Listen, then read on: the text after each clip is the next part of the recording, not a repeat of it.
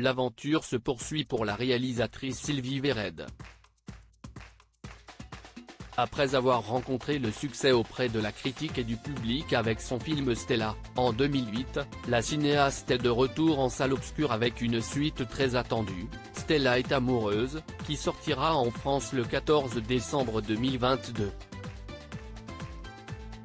Bientôt. En attendant, le long métrage a été présenté aux spectateurs lors d'une avant-première organisée au cinéma UGC Ciné-Cité Les Halles de Paris le 8 décembre. Une jolie occasion pour l'équipe de se retrouver, mais aussi de défendre le fruit de son travail auprès d'une première audience. L'avant-première du film Stella est amoureuse s'est déroulée, dans la joie et la bonne humeur, en présence de Sylvie Vered et de ses acolytes. Le public a ainsi pu croiser Flavie Delangle, héroïne du long métrage, mais aussi Marina Foïs, Paul Magnier, Prune Richard, Léonida Lamort, Louise Malek, Agathe Saliou ou encore le chanteur et acteur Benjamin Biolay. Ce deuxième opus se déroule à l'année 1985.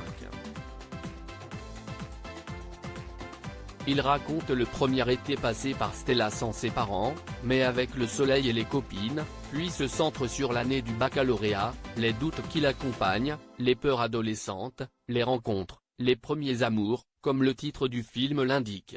Qui est Flavie Delangle, l'héroïne du film?